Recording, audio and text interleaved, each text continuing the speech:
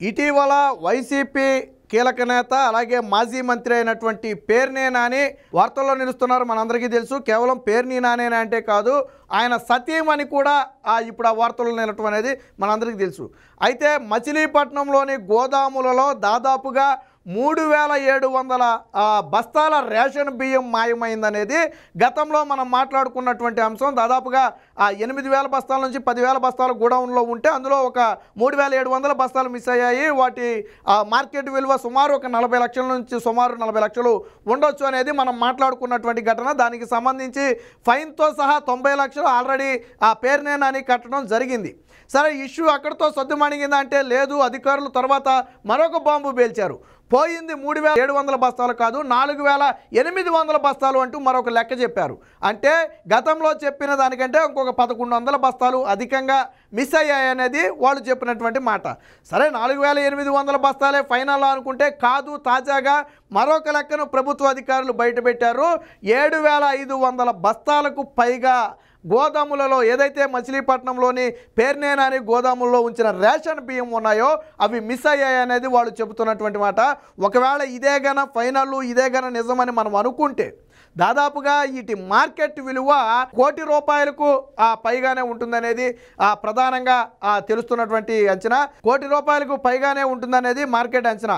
మరి కేవలం 3700 బస్తాలు అన్నప్పుడే దాదాపుగా ₹1,70,00,000 ఫైన్గా కట్టినట్టున్నాడు మొత్తంగా. అంటే దాని విలువతో పాటు ఫైన్ కలిపి ₹1,70,00,000 కట్టాడు. మనం గతంలో కూడా మాట్లాడుకున్నాం. పేర్నేని నానికి ₹1,70,00,000 వైట్ మనీ ఎక్కడి నుంచి వచ్చింది, ఎక్కడి నుంచి తీసుకట్టాడో సమాధానం చెప్పాలని చెప్పి ఆల్రెడీ మనం మాట్లాడుకోవడం జరిగింది. ఎందుకంటే అది బ్యాంక్ అకౌంట్ నుంచి తీశాడా, లేదా అప్పుగా తెచ్చాడా, ఫ్రెండ్స్ దగ్గర తెచ్చాడా, ఎక్కడ తెచ్చాడా అనేది తేలాలి. అది బ్లాక్ మనీయా, వైట్ మనీయా, ఇలాంటి అనేక అనుమానాలు ఉన్నాయి, అవి తేలాలి. సరే, దానికి సమాధానం ఇంకా రాలేదనుకోండి. ప్రభుత్వ అధికారులు కూడా ఇంకా కొంతమంది వైసీపీ నేతలకు తొత్తులుగా పనిచేస్తున్నారు అనటానికి పేర్నేని నాని వ్యవహారమే ఒక ఉదాహరణ. ప్రభుత్వ అధికారులు అయ్యుండి జిల్లా యంత్రాంగం మొత్తం రంగంలోకి దిగినా ఎన్ని బస్తాలు గోదాముల నుంచి మాయమయ్యాయనే లెక్క తేల్చడానికి సరిగ్గా ఈ రోజుకి నెల రోజులు సమయం పట్టింది. దాదాపు గత నెల 26న పేర్నేని నాని ఏమని లేఖ రాశాడు, మా గోదాముల్లో ఉన్నటువంటి రేషన్ బియ్యం కొన్ని తగ్గాయి, ఎలా తగ్గాయో మాకు తెలియటం లేదని చెప్పి ఒక లేఖ రాశాడు. రాజకీయంగా తాను తప్పించుకోవడానికి లేదా కోర్టులో లబ్ధి పొందడం కోసం, అంటే కేసు నమోదు చేసినప్పుడు కోర్టులో ఈ వాదనలు వినిపించి లబ్ధి పొందడం కోసం వాళ్ళు ఆడినటువంటి మాస్టర్ డ్రామా. ఎప్పుడు మిస్ అయ్యాయి అనేది చెప్పకుండా మేము చూసే సమయానికి బస్తాలు తక్కువ ఉన్నాయి, బట్ ఎందుకు తక్కువ ఉన్నాయో మాకు తెలియట్లేదని చెప్పి ఒక లేఖ రాశారు. అధికారుల నిర్లక్ష్యం ఆ రోజే బయటపడింది. ఎప్పుడైతే పేర్నేని నాని లేఖ రాశాడో వెంటనే యంత్రాంగం స్పందించాల. వారం రోజుల తర్వాత పరిశీలనకు వెళ్ళారు. ఇంకొక వారం తర్వాత అంటే డిసెంబర్ 10న దీని మీద కేసు నమోదు చేశారు. కేసు నమోదు చేయడంతో పాటు ఫైన్తో సహా ఎప్పుడైతే డబ్బులు కట్టాలని చెప్పి అధికారులు నోటీసులు ఇచ్చారో దానికైతే కట్టడం జరిగింది. ఆ రోజు కట్టించుకుంది 3700 బస్తాలకు సంబంధించి మాత్రమే ఫైను. కానీ ఇప్పుడు లెక్క 7500 బస్తాలకు పైగా పోయాయి అనేది ప్రధానంగా వినిపిస్తున్నటువంటి వాదన. మరి మిగిలిన వాటికి పేర్నేని నాని ఎందుకు డబ్బులు కట్టలేదు? ఇక్కడ అన్నిటికీ మించి ఎందుకు అధికారులు ఇన్ని రకాలుగా సమాధానాలు చెప్తున్నారు? 3700 బస్తాలను ఒకసారి, 4800 బస్తాలను ఒకసారి, కాదు 7522 బస్తాలు ఇదే ఫైనల్ అని చెప్పి మరొకసారి చెప్పడం జరిగింది. అయితే ఇది కూటమి ప్రభుత్వం వచ్చిన తర్వాత బయటపడింది మాత్రమే. మరి కూటమి ప్రభుత్వం రాకముందు అలా గోడౌన్ నుంచి ఎన్ని రేషన్ బియ్యం మిస్ అయ్యాయి? ఎందుకంటే నాడు అధికారంలో ఉంది వైసీపీ. ఇప్పుడు వాళ్ళు బయట అధికారంలో లేరు కాబట్టి వాళ్ళ అక్రమాలు బయటపడ్డాయి. కానీ మరి వాళ్ళ అధికారంలో ఉన్న 5 ఏళ్ల పాటు ఎన్ని రేషన్ బియ్యం మిస్ అయ్యి ఉంటాయి? దానికి సంబంధించిన వివరాలను ఎందుకు ఈ అధికారులు బయటికి లాగే ప్రయత్నం చేయట్లేదు? పైగా మరోపక్క పేర్నేని నాని గతంలో రాజకీయంగా కూడా అటు ఇప్పుడు మంత్రిగా ఉన్నటువంటి కొల్లు రవీంద్రను కానివ్వండి, లేదా అక్కడ కృష్ణా జిల్లా టీడీపీ నేతలను కానివ్వండి చాలా తీవ్రంగా వేధించారు. కొల్లు రవీంద్రను అయితే ఒక అక్రమ కేసులో ఇరికించి చాలా రోజులు జైల్లో కూడా పెట్టడం జరిగింది. ఎప్పటికీ స్టిల్ ఆ కేసులు ఇంకా కొనసాగుతున్నాయి. మరి అలాంటి ఒక వ్యక్తికి ఈరోజు ఎందుకు అధికారులు వత్తాసు పలుకుతున్నారు? ప్రభుత్వం కూడా మరో రకంగా చంద్రబాబు గారు కూడా పేర్నేని నాని మీద కఠిన చర్యలు తీసుకోవాలని చెప్పి ఆదేశాలు జారీ చేయటం లేదంటూ టీడీపీ నేతల్లో కూడా కొంత ఆవేదన ఉన్నమాట వాస్తవం. అయితే చంద్రబాబు గారు ఏంటంటే అడ్డగోలుగా వాళ్ళేదో అరెస్ట్ చేశారు, వాళ్ళేదో మనల్ని ఇబ్బంది పెట్టారని చంద్రబాబు గారు అలా వెళ్ళే టైప్ కాదు. అందులో జెన్యూన్గా తప్పు జరిగిందా లేదా, జరుగుంటే ఎందుకు జరిగింది, లీగల్గా ఎలాంటి యాక్షన్ తీసుకోవచ్చు అనే అనేక అంశాలను పరిశీలించిన తరువాత మాత్రమే చంద్రబాబు గారు ఆదేశాలు జారీ చేస్తారు తప్ప జగన్మోహన్ రెడ్డి లేక కనపడిన వ్యక్తినో లేదో ప్రశ్నించిన వ్యక్తినో రాత్రికి రాత్రి తీసుకొచ్చి అరెస్ట్ చేయండి అని చెప్పి ఆ మెంటాలిటీ చంద్రబాబు గారికి లేదు. ఈ విషయం టీడీపీ నేతలకు కూడా తెలుసు. కాకపోతే ఏంటంటే చంద్రబాబు గారు లాంటి వ్యక్తినే అరెస్ట్ చేస్తేనే ఇది లేదు. పైగా గత 5 ఏళ్లలో వైసీపీ నుంచి కీలకంగా నోరు విప్పి మాట్లాడిన నేతల్లో పేర్నేని నాని కూడా ఒకడు. ప్రధానంగా పవన్ కళ్యాణ్ మీద కానివ్వండి లేదా జనసేన మీద కానివ్వండి విమర్శలు చేయాలంటే ప్రధానంగా రంగంలోకి వచ్చే వ్యక్తి పేర్నేని నాని. సరే, బహుశా దీన్ని ఆధారంగా చేసుకునేనేమో గతంలో పవన్ కళ్యాణ్ కూడా పోర్టులు విజిట్ చేయటం, అక్కడ ఉన్నటువంటి అక్రమ రేషన్ బియ్యాన్ని బయట పెట్టడం, దాని మీద ఉక్కుపాదం మోపుతామని చెప్పడం, ఇప్పుడు ఇక్కడ రేషన్ గోడౌన్లో బియ్యం మిస్ అవడం, దానికి ఏమైనా సంబంధం ఉందా అనే కోణంలో కూడా విచారణ చేయాలని చెప్పి ఇప్పటికే టీడీపీ నేతలు కానివ్వండి అటు జనసేన నేతలు కానివ్వండి ఇరువురు కూడా కోరుతున్నారు. మరి పేర్నేని నాని మిస్ చేసినటువంటి ఈ బియ్యం ఏమైంది? ఇది మిస్ అయ్యాయి అంటే నమ్మే పరిస్థితి ఎవరికీ లేదు. చిన్నపిల్లలకి చెప్పినా కానీ నమ్మే పరిస్థితి ఉంది. నీ గోడౌన్లో సరే 1 బస్తాయో 100 బస్తాలో 1000 బస్తాలో మిస్ అయ్యాయంటే సరే అంత సరుకులో తెలియకపోయి ఉండొచ్చు.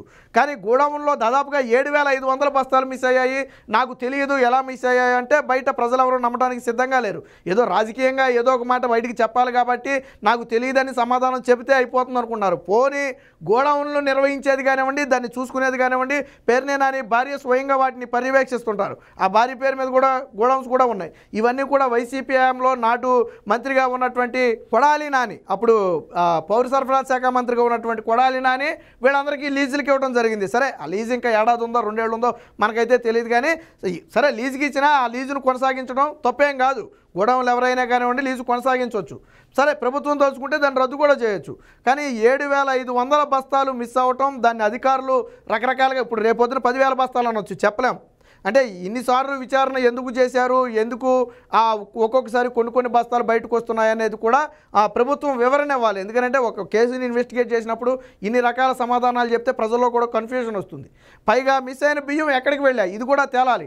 మన కాకినాడ పోర్టుకినో లేదా ఇక్కడ గోడౌన్లో మిస్ అయిన బియ్యానికి ఏమైనా సంబంధం ఉందా, ఎక్కడి నుంచి ఏమన్నా తరలించారా, ప్రయత్నం చేశారు? ఎందుకంటే ఇవి కూడా రేషన్ బియ్యమే, పీడబ్ల్యూఎస్ బియ్యమే, పేదలకు పంచడం కోసం తీసుకొచ్చినటువంటి బియ్యమే. మీ ఇంటికి మా ఇంటికి అందరిళ్ళకి ఇచ్చారు రేషన్ బియ్యమే. ఇప్పుడు గోడౌన్లో నిల్వ చేశారు. వాటిని గోడౌన్లో నిల్వ చేసి ప్రతి నెల కూడా వాటిని తీసుకొస్తుంటారు. అవి అయిపోయే కొద్ది మళ్ళీ తిరిగి గోడౌన్లో లోడ్ చేస్తుంటారు. ఇది ఒక నిరంతర ప్రక్రియ. కానీ ఇక్కడ గోడౌన్లో మిస్ అయిన బియ్యం ప్రజలకు వెళ్ళాలా, ప్రజలకు వెళ్తే అవి సరఫరా చేసిన లెక్కలోకి వెళ్ళిపోతాయి. కానీ ఇక్కడ మిస్సింగ్ లెక్కలో ఉన్నాయి అంటే దారి తప్పి వెళ్ళిపోయాయి. అవేమి 2 గుప్పులు కాదు కదా జేబులో పోసుకుని వెళ్ళిపోవడానికి. ఖచ్చితంగా 1000 బస్తాలు తరలాయి అంటే లారీలు పెట్టి వాటిని తరలించి ఉండాలి. పైగా పేర్నేని నాని భార్య చాలా తెలుగుగా ఏమని ఇచ్చింది కంప్లైంట్లో, గత 6 నెలల నుంచి అనారోగ్యంతో నేను గోడౌన్లు చూసుకోవట్లేదు, మా మేనేజరే చూసుకుంటున్నాడు, నాకు ఈ గోడౌన్లకి సంబంధం లేదని చెప్పి ఆవిడ ఒక స్టేట్మెంట్ కూడా ఇచ్చింది. అంటే ఇప్పుడు భారం అంతా కూడా ఎవరి నెత్తి మీద వేసి తప్పించుకుందామని చూశారు, మేనేజర్ నెత్తి మీద వేసి తప్పించుకోవాలని చూశారు. మేనేజర్ ఏం చేస్తాడు, వచ్చిన బియ్యాన్ని లోన పెడతాడు, బయటికి ఎవరైనా లీగల్గా తీసుకెళ్లే బియ్యం ఉంటే బయటకు పంపుతాడు. మేనేజర్ ఏమి జేబులో వేసుకుని పోడు కదా. లేదు, నిజంగానే మేనేజర్ మిస్ చేసి ఉంటే మీరేం చేశారు 7,000 బస్తాలు దొబ్బేసేదాకా? ఇందులో మేనేజర్ ప్రమేయం ఉందని మీరు అనొచ్చు, మాకేం తెలుసు మేనేజర్ అక్కడ ఉంటున్నాడు కదా పంపించేసేయడం మీరు అనొచ్చు. మరి ఇప్పటి వరకు గోడౌన్ నిర్వహిస్తున్నటువంటి మీరేం చేశారు? అగ్రిమెంట్ ప్రకారం గోడౌన్లో బియ్యం పాడైనా పోయినా తరిగినా వాటన్నిటికీ కూడా గోడౌన్ యాజమాన్యమే బాధ్యత వహించాలి. ఇది అగ్రిమెంట్. పేర్నేని నాని ఉత్తినేయంగా అట్లా 1,70,00,000 ఫైన్ ఉత్తినేందుకు కట్టాడు? ఆల్రెడీ అగ్రిమెంట్ ప్రకారం అందులో పోయిన బియ్యానికి వాళ్ళది బాధ్యత కాబట్టి కట్టాడు. కేసు కూడా స్టిల్ కొనసాగుతుంది. పోనీ ఫైన్ కడితే ఆగిపోద్దా అంటే ఈ బియ్యం ఎక్కడికి వెళ్ళాయి అనేది తేల్చాల్సి ఉంది. ఏదేమైనా మొత్తంగా ఈ రేషన్ బియ్యం వ్యవహారం అనేది పేర్నేని నాని కుటుంబం మెడకు బలంగా చుట్టుకోబోతుంది. ఇప్పటికే పేర్నేని నాని కుమారుడు అగ్రిగోల్డ్ ఆస్తులు స్వాధీనం చేసుకున్న కేసులో ఆల్రెడీ అరెస్ట్ అయ్యాడు, బయటకు కూడా వచ్చాడు. అప్పట్లో దీన్ని పొలిటికల్గా ఇష్యూ చేసి ఇది రాజకీయ కక్ష, మా పేర్నేని నాని కుమారుని ఇబ్బంది పెట్టాలని చేశారని అన్నారు. కానీ అటాచ్ చేసి నాడు సిఐడి అటాచ్మెంట్లో ఉన్నటువంటి అగ్రిగోల్డ్ భూముల్ని చాలా తెలివిగా రాయించేసుకున్నారు. ఈరోజు మనం ఏదైనా ఒక భూమిని రిజిస్టర్ చేయించుకోవాలని రిజిస్టర్ ఆఫీస్కి వెళ్తే అక్కడ డేటా మొత్తం ఉంటుంది. అది అసైన్డ్ భూమా లేకపోతే చొక్క భూమా లేదా రిజిస్ట్రేషన్ భూమా అనే వివరాలు చాలా డీటెయిల్డ్గా ఉంటాయి. మరి ఆ మాత్రం తెలియకుండా వీళ్ళేమి రిజిస్ట్రేషన్ చేయరు.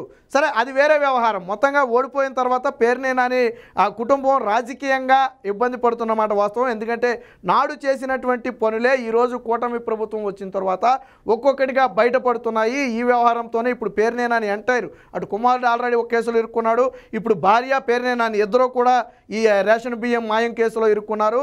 మొత్తం కుటుంబం మొత్తం కూడా ఆ కేసులో అయితే ఇరుక్కుంది. ఇప్పుడు పేర్నే నాని ఈ కేసుల నుంచి తప్పించుకోవడం కోసం పార్టీ మారతారా అనే వాదన కూడా స్థానికంగా మొదలైంది. బీజేపీ లాంటి పార్టీలోకి వెళ్ళిపోయి కనీసం కూటమి ప్రభుత్వం ఉన్నంతకాలం ఈ కేసుల నుంచి తప్పించుకోవాలని ప్లాన్ చేస్తున్నట్టుగా ఒక బలమైన వాదన అక్కడ లోకల్ వర్గాల్లో వినపడుతుంది. సరే, అది ఎంతవరకు నిజం అబద్ధం అనేది కాలమే నిర్ణయిస్తుంది. ఏది ఏమైనా ఈ రేషన్ బియ్యం వ్యవహారంలో పేర్నే నాని అధికారులను కొంతమందిని మేనేజ్ చేసి అసలు విషయాలు బయటపడకుండా దాచిపెట్టే ప్రయత్నం చేస్తున్నాడు. బట్ కూటమి ప్రభుత్వం ఎప్పుడైతే దీన్ని సీరియస్గా తీసుకుందో, ఎప్పుడైతే ఇందులోని వాస్తవాలు నిగ్గుదేల్చాలని చెప్పి స్పష్టమైన ఆదేశాలు వచ్చాయో దాంతో ఒక్కొక్కసారి ఒక్కొక్క లెక్కనైతే బయటపెట్టారు. తాజా లెక్క ప్రకారం పేర్ని నాని గూడెంలో 7,522 బస్తాలకు పైగా మిస్ అయ్యాయి. మరి ఈ మిస్ అయిన బస్తాలు ఎక్కడికి వెళ్ళాయి, ఎక్కడ దాచారు? ఇవేమి చిన్నగా ఏదో ఒక షాపులోనో 2 షాపుల్లోనో దాస్తే దాగే బియ్యం కాదు. అయితే మరొక గూడెంలో దాచి ఉండాలి అన్ని వేల బస్తాలను, లేదా దేశం దాటించేసి ఉండాలి షిప్పుల్లో ఎక్కించేసి. ఈ రెండిట్లో ఖచ్చితంగా ఏదో ఒకటి జరిగి ఉండాలి. అది ఏం జరిగింది అనేది అధికారులే నిగ్గుదేల్చి రాష్ట్ర ప్రజల ముందు ఉంచాల్సిన బాధ్యత అయితే ఈ అధికారుల మీద ఉంది.